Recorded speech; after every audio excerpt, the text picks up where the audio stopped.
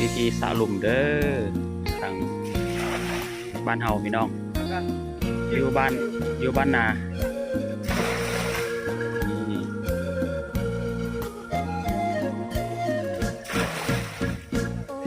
สไตล์บ้านนาเด้อพี่น้องเด้อสระหลุมบ้านเฮา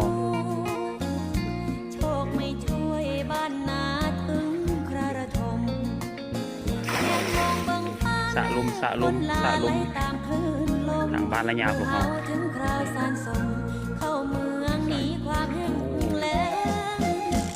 จากบ้านนาน้ำตาคอยปลอบใจเร่ร่อนไปในฐานะคนไร้แรง Saya ibunya nak siapkan siap bergerak. ความแห้งแล้ง Đây nè rồi. ทนเรื่อยมา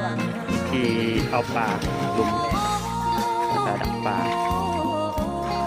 ยามแรงก็ซัก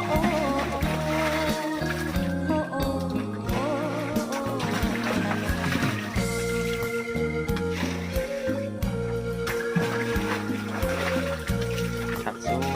สไตล์วิถีชีวิตแบบชาวบ้าน